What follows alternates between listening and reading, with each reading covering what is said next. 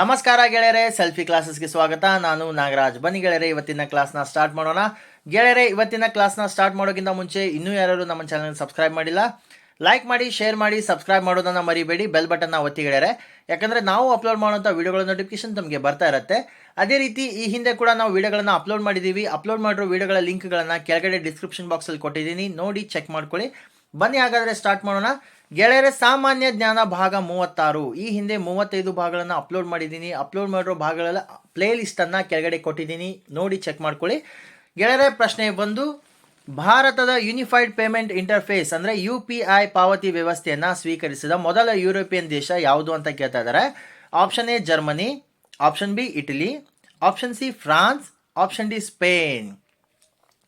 ಗೆಳೆಯರೆ, ತಮಗೆಲ್ಲ ಗೊತ್ತಿದೆ, ನಾವೆಲ್ಲ ಮೊದಲು ಚಿಕ್ಕವರಿದ್ದಾಗ ನಮ್ಮ ತಂದೆ ತಾಯಿಗಳು ಬ್ಯಾಂಕ್ಗೆ ಹೋಗಿ ಬರ್ತಾ ಇದ್ರು. ಪಾಸ್ಬುಕ್ಕನ್ನು ಕೂಡ ಬ್ಯಾಂಕಲ್ಲಿ ಬರ್ಸ್ಕೊಂಡು ಬರ್ತಾ ಇದ್ರು. ತದನಂತರ ಪ್ರಿಂಟರ್ ಮಷಿನ್ಗಳು ಬಂದು, ಪ್ರಿಂಟರ್ ಮಷಿನ್ಗಳು ಬಂದ ತಕ್ಷಣ ಬ್ಯಾಂಕಲ್ಲಿ ಪಾಸ್ಬುಕ್ಗಳನ್ನು ಕೊಟ್ಟರೆ ಪ್ರಿಂಟ್ ಮಾಡಿ ಕೊಡ್ತಾ ಇದ್ರು. ತದನಂತರ ಬ್ಯಾಂಕ್ನವರು ಪಾಸ್ಬುಕ್ಗಳನ್ನು ಪ್ರಿಂಟ್ ಮಾಡೋದನ್ನು ಬಿಟ್ಟು ಹೊರಗಡೆ ATM ಜಾಗದಲ್ಲಿ ಒಂದು ಸಣ್ಣ ಮಷಿನ್ನ ಕುಂದಿರಿಸಿದ್ರು. ಸೊ ಆ ಸಣ್ಣ ಮಷಿನ್ನಲ್ಲಿ ನಾವು ನಮ್ಮ ಪಾಸ್ಬುಕ್ನ ಹಾಕಿದರೆ ಬಾರ್ಕೋಡ್ ಸ್ಕ್ಯಾನ್ ಆಗಿ ಅದು ಪ್ರಿಂಟಾಗಿ ಬರ್ತಾ ಇತ್ತು. ಇವಾಗೆಲ್ಲ ನಾವು ಬ್ಯಾಂಕಿಗೆ ಹೋಗೋದೇ ಬಿಟ್ಟಿದ್ದೀವಿ. ಯಾಕಂದರೆ ನಮ್ಮ ಕೈಯಲ್ಲೇ Google pay, PhonePe, Paytm, pay, E-pay ಎಲ್ಲ ಪೇಗಳು ಇದೆ. ಸೊ ಎಲ್ಲ ಪೇಗಳು ಇರೋದ್ರಿಂದ ಎಲ್ಲ ಪೇಗಳಿಗೂ ಮೂಲ ಏನಂದರೆ UPI ಪಾವತಿ ವ್ಯವಸ್ಥೆ ಅಂತ. UPI ಅಂದರೆ ಯೂನಿಫೈಡ್ ಪೇಮೆಂಟ್ ಇಂಟರ್ಫೇಸ್ ಅಂತ. ಸೊ ಈ ವ್ಯವಸ್ಥೆ ನಮ್ಮ ಭಾರತದಲ್ಲಿ ಈಗ ತುಂಬ ಚಾಲ್ತಿಯಲ್ಲಿದೆ. ಓಕೆ, ನೆಕ್ಸ್ಟ್ ಮುಂದೆ ಬೇರೆ ಟೆಕ್ನಾಲಜಿ ಬರ್ಬೋದು. ಬಟ್ ಈ ವ್ಯವಸ್ಥೆಯನ್ನು ಯುರೋಪಿಯನ್ ದೇಶ ಯಾವುದು ಸ್ವೀಕಾರ ಮಾಡಿದೆ ಮೊದಲಿಗೆ ಅಂತ ಕೇಳ್ತಾ ಇದ್ದಾರೆ. ಪ್ರಶ್ನೆ 1ರ ಸರಿಯಾದ ಉತ್ತರ ಆಪ್ಷನ್ ಸಿ ಫ್ರಾನ್ಸ್. ಗೆಳೆಯರೆ, ಫ್ರಾನ್ಸ್ನ ರಾಜಧಾನಿ ಪ್ಯಾರಿಸ್. ಓಕೆ, ಪ್ರಶ್ನೆ 2, ಇತ್ತೀಚೆಗೆ ಸುದ್ದಿಯಲ್ಲಿ ಕಂಡುಬಂದ ಥ್ರಿಪ್ಸ್ ಪಾರ್ವಿ ಸ್ಪಿನಸ್ ಈ ಕೆಳಗಿನ ಯಾವ ಜಾತಿಗೆ ಸೇರಿದೆ ಅಂತ ಕೇಳ್ತಾ ಇದ್ದಾರೆ. ಥ್ರಿಪ್ಸ್ ಪಾರ್ವಿ ಸ್ಪಿನಸ್ ಓಕೆ, ಈ ಕೆಳಗಿನ ಯಾವ ಜಾತಿಗೆ ಸೇರಿದೆ ಅಂತ ಕೇಳ್ತಾ ಇದ್ದಾರೆ.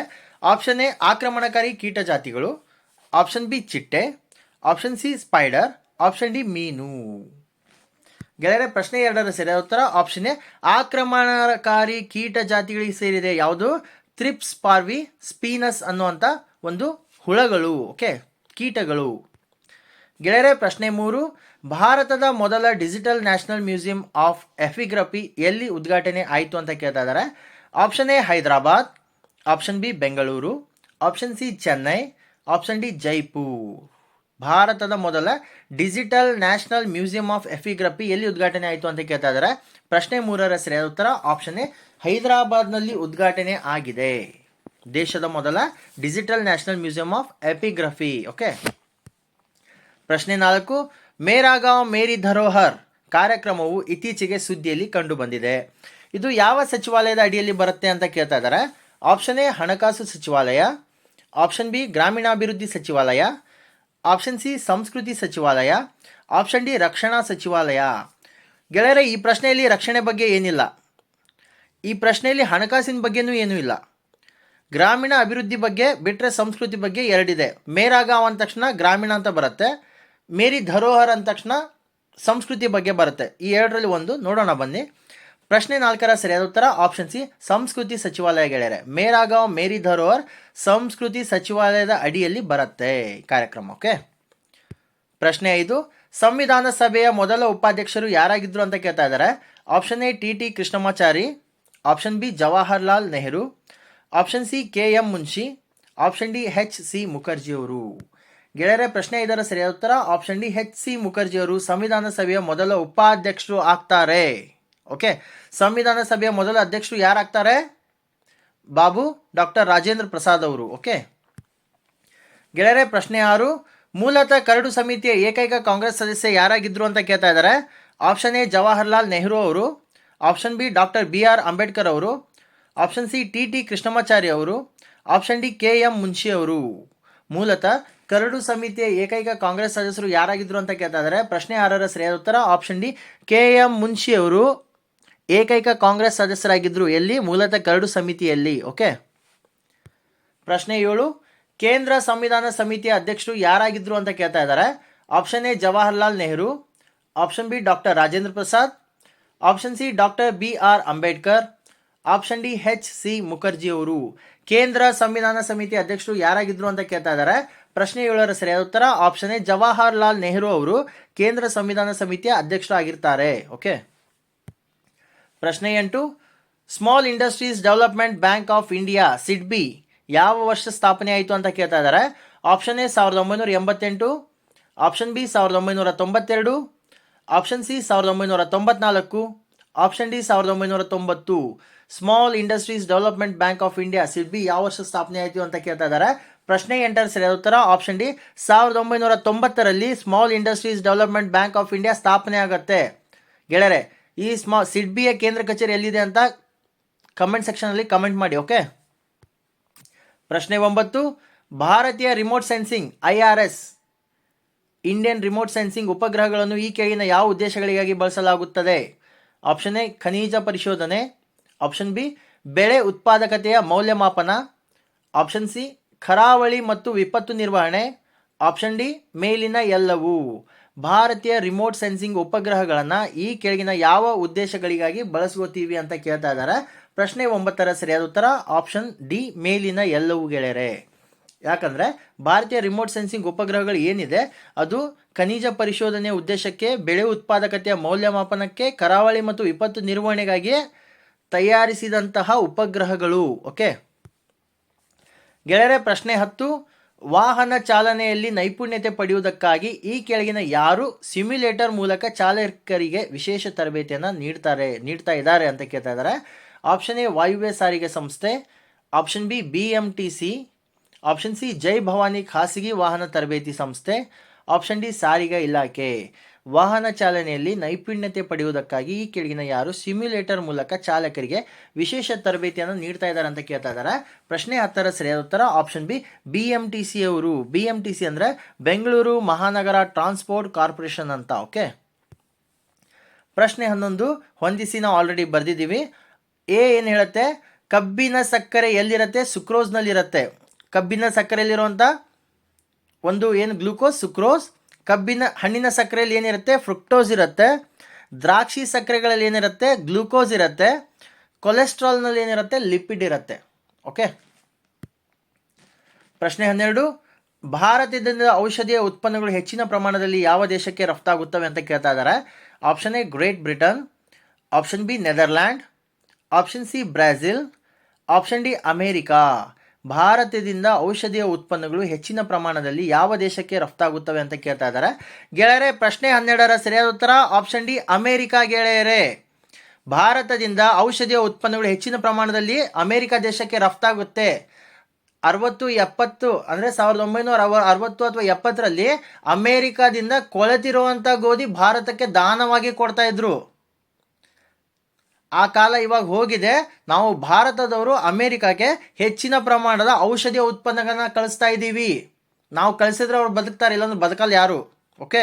ಅಮೇರಿಕಾದ ರಾಜಧಾನಿ ನ್ಯೂಯಾರ್ಕ್ ಗೆಳೆಯರೆ. ಪ್ರಶ್ನೆ 13, target Olympic podium scheme tops ಇತ್ತೀಚೆಗೆ ಸುದ್ದಿಯಲ್ಲಿತ್ತು. ಇದು ಯಾವ ವರ್ಷ ಸ್ಥಾಪನೆ ಆಯಿತು ಅಂತ ಕೇಳ್ತಾ ಇದ್ದಾರೆ. Option A 2014, option B 2016, option C 2018, option D 2020. Target Olympic podium scheme tops ಯಾವ ವರ್ಷ ಸ್ಥಾಪನೆ ಆಯಿತು ಅಂತ ಕೇಳ್ತಾ ಇದ್ದಾರೆ. ಪ್ರಶ್ನೆ 13ರ ಸರಿಯಾದ ಉತ್ತರ ಆಪ್ಷನ್ ಎ 2014ರಲ್ಲಿ ಸ್ಥಾಪನೆ ಆಗುತ್ತೆ. ಯಾವಾಗ ಮೋದಿ ಸರ್ಕಾರ ಬರುತ್ತೆ, ಮೋದಿ ಸರ್ಕಾರ ಬಂದ ತಕ್ಷಣ ಟಾರ್ಗೆಟ್ ಒಲಿಂಪಿಕ್ ಪೋಡಿಯಂ ಸ್ಕೀಮನ್ನು ಸ್ಥಾಪನೆ ಮಾಡ್ತಾರೆ. ಯಾಕೆ ಸ್ಥಾಪನೆ ಮಾಡ್ತಾರೆ ಅಂದರೆ ದೇಶದ ಪ್ರತಿಭಾವಂತ ಕ್ರೀಡಾಪಟುಗಳಿಗೆ ಆರ್ಥಿಕ ನೆರವು ನೀಡುವ ಉದ್ದೇಶದಿಂದ ಈ ಟಾಪ್ಸ್ ಅಂದರೆ ಟಾರ್ಗೆಟ್ ಒಲಿಂಪಿಕ್ ಪೋಡಿಯಂ ಸ್ಕೀಮನ್ನು ಸ್ಥಾಪನೆಯನ್ನು ಮಾಡ್ತಾರೆ. ಓಕೆ. ಪ್ರಶ್ನೆ 14, Dadra and Nagar Haveli and Daman and Diu ರಾಜಧಾನಿ ಯಾವುದು ಅಂತ ಕೇಳ್ತಾ ಇದ್ದಾರೆ. Option A Silvassa, option B Daman, option C Kavaratti, option D Port Blair. ಗೆಳೆಯರೆ, ದಾದ್ರಾ ಆ್ಯಂಡ್ ನಗರ್ ಹವೇಲಿ ಇದ್ದಾಗ ಅದರ ರಾಜಧಾನಿ ಸಿಲ್ವಾಸ್ ಆಗಿತ್ತು. ದಮನ್ ಆ್ಯಂಡ್ ದಿಯು ಇದ್ದಾಗ ಅದರ ರಾಜಧಾನಿ ದಮನ್ ಆಗಿತ್ತು, ಬಟ್ ಇವಾಗ ಚೇಂಜ್ ಆಗಿದೆ. ಕವರತ್ತಿ ಬಂದ್ಬಿಟ್ಟು ಲಕ್ಷದ್ವೀಪದ ರಾಜಧಾನಿ, ಫೋರ್ಟ್ ಬ್ಲೇರ್ ಬಂದ್ಬಿಟ್ಟು ಅಂಡಮಾನ್ ನಿಕೋಬಾರ್ದ ರಾಜಧಾನಿ. ಓಕೆ. ಸೊ ಪ್ರಶ್ನೆ 14ರ ಸರಿಯಾದ ಉತ್ತರ ಯಾವುದು? ಆಪ್ಷನ್ ಬಿ ದಮನ್ ಗೆಳೆಯರೆ. Dadra and Nagar Haveli and Daman and Diu ಎರಡು ಕೂಡ ಕಂಬೈನ್ ಆದಾಗ ಇವಾಗ ಇದರ ರಾಜಧಾನಿ ದಮನ್ ಆಗಿದೆ, ಸಿಲ್ವಾಸ ಅಲ್ಲ. ಓಕೆ. ಸಿಲ್ವಾಸ ಒಂದು ನಗರ ಪ್ರದೇಶ ಇವಾಗ. ಪ್ರಶ್ನೆ 15, ಮರ್ದಾನಿ ಯುದ್ಧ ಕಲೆ ಯಾವ ರಾಜ್ಯದ್ದು ಅಂತ ಕೇಳ್ತಾ ಇದ್ದಾರೆ. Option A Tamil Nadu, option B Punjab, option C Maharashtra, option D Himachal Pradesh. ಪ್ರಶ್ನೆ 15ರ ಸರಿಯಾದ ಉತ್ತರ ಆಪ್ಷನ್ ಸಿ ಮಹಾರಾಷ್ಟ್ರ ಗೆಳೆಯರೆ. ಮರ್ದಾನಿ ಯುದ್ಧ ಕಲೆ ಮಹಾರಾಷ್ಟ್ರ ರಾಜ್ಯದ್ದು, ಮಹಾರಾಷ್ಟ್ರ ರಾಜಧಾನಿ ಮುಂಬೈ. ಪ್ರಶ್ನೆ 16, ಸಲಿಬಂ ಯುದ್ಧ ಕಲೆ ಯಾವ ರಾಜ್ಯದ ಯುದ್ಧ ಕಲೆ ಅಂತ ಕೇಳ್ತಾ ಇದ್ದಾರೆ. Option A Karnataka, option B Kerala, option C Tamil Nadu, option D Andhra Pradesh. ಪ್ರಶ್ನೆ 16ರ ಸರಿಯಾದ ಉತ್ತರ ಆಪ್ಷನ್ ಸಿ ತಮಿಳುನಾಡು ಗೆಳೆಯರೆ. ಸಲಿಬಂ ಯುದ್ಧ ಕಲೆ ತಮಿಳುನಾಡು ರಾಜ್ಯದ ಯುದ್ಧ ಕಲೆ ಅದು. ಇದು ತಮಿಳುನಾಡು ರಾಜ್ಯದ ರಾಜಧಾನಿ ಚೆನ್ನೈ. ಓಕೆ, ರಾಜಧಾನಿ ಕೂಡ ಕೆಳಗಡೆ ಕೊಟ್ಟಿದ್ದೀವಿ ನಾವು. ಪ್ರಶ್ನೆ 17, ಗಟ್ಕಾ ದಂಡ ಯುದ್ಧ ಕಲೆ ಯಾವ ರಾಜ್ಯದ ಯುದ್ಧ ಕಲೆ ಅಂತ ಕೇಳ್ತಾ ಇದ್ದಾರೆ. Option A Punjab, option B Haryana, option C Gujarat, option D Delhi. Gatka ದಂಡ ಯುದ್ಧ ಕಲೆ ಯಾವ ರಾಜ್ಯದ್ದು? ಪ್ರಶ್ನೆ 17ರ ಸರಿಯಾದ ಉತ್ತರ ಆಪ್ಷನ್ ಎ ಪಂಜಾಬ್ ರಾಜ್ಯದ್ದು. ಗಟ್ಕಾ ದಂಡ ಯುದ್ಧ ಕಲೆ ಪಂಜಾಬ್ ರಾಜ್ಯದ ಯುದ್ಧ ಕಲೆ. ಪಂಜಾಬದ ರಾಜಧಾನಿ ಚಂಡೀಗಢ. ಓಕೆ. ಪ್ರಶ್ನೆ 18, ಥೋಡಾ ಯುದ್ಧ ಕಲೆ ಯಾವ ರಾಜ್ಯದ ಯುದ್ಧ ಕಲೆ ಅಂತ ಕೇಳ್ತಾ ಇದ್ದಾರೆ. Option A Uttarakhand, option B Uttar Pradesh, option C Madhya Pradesh, option D Himachal Pradesh. So ಥೋಡಾ ಯುದ್ಧ ಕಲೆ ಬಂದ್ಬಿಟ್ಟು ಆಪ್ಷನ್ ಡಿ ಹಿಮಾಚಲ ಪ್ರದೇಶದ ಯುದ್ಧ ಕಲೆ. ಓಕೆ, ಥೋಡಾ ಯುದ್ಧ ಕಲೆ ಹಿಮಾಚಲ ಪ್ರದೇಶ ರಾಜ್ಯದ ಯುದ್ಧ ಕಲೆ. ಹಿಮಾಚಲ ಪ್ರದೇಶದ ರಾಜಧಾನಿ ಶಿಮ್ಲಾ, ಬೇಸಿಗೆಯಲ್ಲಿ, ಚಳಿಗಾಲದಲ್ಲಿ ಧರ್ಮಶಾಲಾ. ಓಕೆ. ಪ್ರಶ್ನೆ 19, ಮುಂಬೈ ಕರ್ನಾಟಕ ಪ್ರದೇಶದಲ್ಲಿ ಮೊಟ್ಟ ಮೊದಲ ಪುರಸಭೆಯನ್ನ 1851ರಲ್ಲಿ ಸ್ಥಾಪನೆಯನ್ನ ಮಾಡ್ತಾರೆ. ಹಾಗಾದ್ರೆ ಅದು ಎಲ್ಲಿ ಸ್ಥಾಪನೆ ಆಗತ್ತೆ ಅಂತ ಕೇಳ್ತಾ ಇದ್ದಾರೆ. Option A Nippani, option B Belagavi, option C Hubballi, option D Dharwad. ಗೆಳೆಯರೆ, ರಾಜ್ಯಗಳ ಪುನರ್ರಚನೆ ಆಗೋಕ್ಕಿಂತ ಮುಂಚೆ ನಾವು ಹುಬ್ಬಳ್ಳಿ ಧಾರವಾಡದವರು ಕೂಡ ಮುಂಬೈ ಕರ್ನಾಟಕ ಪ್ರದೇಶದಲ್ಲಿ ಬರ್ತಾ ಇದ್ವಿ. ಓಕೆ, ಈಗಲೂ ಕೂಡ ನಮ್ಮ ಧಾರವಾಡದಲ್ಲಿ ಮರಾಠ ಶಾಲೆಗಳು ನಡೀತವೆ, ಮರಾಠ ಶಾಲೆಗಳು ಇವೆ. ಓಕೆ, ಅದೇ ರೀತಿ ಮುಂಬೈ ಕರ್ನಾಟಕ ಪ್ರದೇಶದಲ್ಲಿ ನಾವು ಕೂಡ ಹುಬ್ಬಳ್ಳಿ ಧಾರವಾಡದವರು ಬರ್ತಾ ಇದ್ವಿ. ಏನು 1973ರಲ್ಲಿ ಕರ್ನಾಟಕ ರಾಜ್ಯ ಸ್ಥಾಪನೆ ಆಗುತ್ತೆ, ಅದಕ್ಕಿಂತ ಏನು ಪುನರ್ರಚನೆ ಆಗುತ್ತೆ. ರಚನೆ ಆದಾಗ ನಮ್ಮ ಕರ್ನಾಟಕ ಭೂಪ್ರದೇಶಗಳನ್ನು ನಾವು ಕರ್ನಾಟಕ ರಾಜ್ಯದಲ್ಲಿ ಸೇರಿಸ್ಕೊತೀವಿ. ಆಮೇಲೆ ಏನು ಮಹಾರಾಷ್ಟ್ರ ಪ್ರದೇಶಗಳನ್ನು ಮಹಾರಾಷ್ಟ್ರ ರಾಜ್ಯದಲ್ಲಿ ಸೇರಿಸ್ಕೋತಾರೆ. ಓಕೆ, ಯಾವಾಗ ಪುನರ್ರಚನೆ ಆಗುತ್ತೆ, ರಾಜ್ಯಗಳ ಪುನರ್ರಚನೆ ವಿಂಗಡಣೆ ಯಾವಾಗ ಆಗುತ್ತೆ ಆವಾಗ. ಸೊ 1851ರಲ್ಲಿ ಮೊದಲ ಪುರಸಭೆ ರಚನೆ ಆಗುತ್ತೆ. ಎಲ್ಲಿ? ಮುಂಬೈ ಆ್ಯಂಡ್ ಕರ್ನಾಟಕದಲ್ಲಿ. ಸೊ ಅದು ಎಲ್ಲಾಗುತ್ತೆ, ಯಾವ ಊರಲ್ಲಿ ಆಗುತ್ತೆ ಅಂತ ಕೇಳ್ತಾ ಇದ್ದಾರೆ. ಪ್ರಶ್ನೆ 19ರ ಸರಿಯಾದ ಉತ್ತರ ಆಪ್ಷನ್ ಬಿ ಬೆಳಗಾವಿಯಲ್ಲಿ ಆಗುತ್ತೆ. ಮುಂಬೈ ಕರ್ನಾಟಕ ಪ್ರದೇಶದ ಮೊಟ್ಟ ಮೊದಲ ಪುರಸಭೆ ರಚನೆ ಬೆಳಗಾವಿಯಲ್ಲಿ ಆಗುತ್ತೆ. ಯಾವಾಗ? 1851ರಲ್ಲಿ. ಅದೇ ರೀತಿ ಬೆಳಗಾವಿ ಈಗಲೂ ಕೂಡ ಕರ್ನಾಟಕದ ಅತಿ ದೊಡ್ಡ ಜಿಲ್ಲೆಗಳೇ. ಬೆಳಗಾವಿಗೋಸ್ಕರ ಮಹಾರಾಷ್ಟ್ರದವರು ಫೈಟ್ ಮಾಡ್ತಾ ಇದ್ದಾರೆ, ಕರ್ನಾಟಕದವರು ಫೈಟ್ ಮಾಡಿದ್ರೆ. ಆ್ಯಕ್ಚುಲಿ ಕರ್ನಾಟಕದ್ದು ಬೆಳಗಾವಿ, ಆದರೂ ಮಹಾರಾಷ್ಟ್ರದವರು ಇದು ನಮ್ಮದು ನಮ್ಮದು ನಮ್ಮದು ಅಂತ ಆವಾಗ ಫೈಟ್ ಮಾಡ್ತಾ ಕಾಲ್ ಕೆದರ್ತಾ ಜಗಳ ತೆಗಿತಾ ಇರ್ತಾರೆ. ಓಕೆ ಗೆಳೆಯರೆ, ಇವತ್ತಿನ ಈ ಕ್ಲಾಸ್ನ ಅಂತಿಮ ಮತ್ತು ಕೊನೆಯ ಪ್ರಶ್ನೆ 20, ಎಲ್ಲೋರಾದ ಗುಹೆಗಳಲ್ಲಿ ಯಾವ ಧರ್ಮದವರ ಚಿತ್ರಗಳನ್ನು ನೋಡಬಹುದು ಅಂತ ಕೇಳಿದ್ದಾರೆ. Option A Hindu, option B ಬೌದ್ಧ, ಆಪ್ಷನ್ ಸಿ ಜೈನ, ಆಪ್ಷನ್ ಡಿ ಮೇಲಿನ ಎಲ್ಲವೂ. ಎಲ್ಲೋರಾದ ಗುಹೆಗಳು, ಗೆಳೆಯರೆ ಅಜಂತ ಆ್ಯಂಡ್ ಎಲ್ಲೋರಾ ಗುಹೆಗಳು ಮಹಾರಾಷ್ಟ್ರದಲ್ಲಿದೆ. ಸೊ ಅಜಂತ ಆ್ಯಂಡ್ ಎಲ್ಲೋರಾದ ಗುಹೆಗಳಲ್ಲಿ ಯಾವ ಧರ್ಮದವರ ಚಿತ್ರಗಳನ್ನು ನೋಡ್ಬೋದು ಅಂತ ಕೇಳಿದ್ದಾರೆ. ಪ್ರಶ್ನೆ 20ರ ಸರಿಯಾದ ಉತ್ತರ ಆಪ್ಷನ್ ಡಿ ಮೇಲಿನ ಎಲ್ಲವೂ ಗೆಳೆಯರೆ. ಯಾಕಂದರೆ ಹಿಂದೂ ಧರ್ಮದವರ ಚಿತ್ರಪಟಗಳು ಕೂಡ ಇದೆ, ಬೌದ್ಧ ಧರ್ಮೀಯರ ಚಿತ್ರಪಟಗಳು ಕೂಡ ಇದೆ, ಜೈನ ಧರ್ಮೀಯರ ಚಿತ್ರಪಟಗಳು ಕೂಡ ಇವೆ. ಓಕೆ, ಎಲ್ಲ ಧರ್ಮದವರ ಚಿತ್ರಗಳು, ಅವರು ಸಾಂಸ್ಕೃತಿಕ ಯಾವ ರೀತಿ ಇತ್ತು, ಅವರ ಕಲೆ ಸಂಸ್ಕೃತಿ ಯಾವ ರೀತಿ ಇತ್ತು, ಅದರ ಎಲ್ಲ ಚಿತ್ರಗಳು ಕೂಡ ಎಲ್ಲೋರಾದ ಗುಹೆಗಳಲ್ಲಿ ನಮಗೆ ಈಗಲೂ ಕೂಡ ಕಾಣ ಸಿಗುತ್ತವೆ. ಓಕೆ ಗೆಳೆಯರೆ, ನಮ್ಮ ವಿಡಿಯೋಗಳು ತಮಗೆ ಇಷ್ಟವಾದಲ್ಲಿ ಲೈಕ್ ಮಾಡಿ, ಶೇರ್ ಮಾಡಿ, ಸಬ್ಸ್ಕ್ರೈಬ್ ಮಾಡೋದನ್ನು ಮರಿಬೇಡಿ. ಬೆಲ್ ಬಟನ್ನ ಒತ್ತಿ ಗೆಳೆಯರೆ, ಯಾಕಂದರೆ ನಾವು ಅಪ್ಲೋಡ್ ಮಾಡೋಂಥ ವಿಡಿಯೋಗಳ ನೋಟಿಫಿಕೇಶನ್ ತಮಗೆ ಬರ್ತಾ ಇರುತ್ತೆ. ಅದೇ ರೀತಿ ನಾವು ತಿಳಿಸ್ಕೊಟ್ಟಂಥ ಮಾಹಿತಿಗಳ ಬಗ್ಗೆ ಅಥವಾ ನಮ್ಮ ಕ್ಲಾಸ್ಗಳ ಬಗ್ಗೆ ಏನಾದರೂ ಅಭಿಪ್ರಾಯಗಳು ಅಥವಾ ಕಮೆಂಟ್ಗಳಿದ್ದಲ್ಲಿ ದಯವಿಟ್ಟು ಕಮೆಂಟ್ ಸೆಕ್ಷನಲ್ಲಿ ಕಮೆಂಟ್ ಮಾಡಿ. ನಾವು ನಿಮ್ಮ ಕಮೆಂಟ್ಗಳನ್ನು ನೋಡ್ತೀವಿ ಗೆಳೆಯರೆ. ಮತ್ತೆ ನಾವು ಮುಂದಿನ ಕ್ಲಾಸಲ್ಲಿ ಭೇಟಿಯಾಗೋಣ. ಧನ್ಯವಾದಗಳು ಗೆಳೆಯರೆ.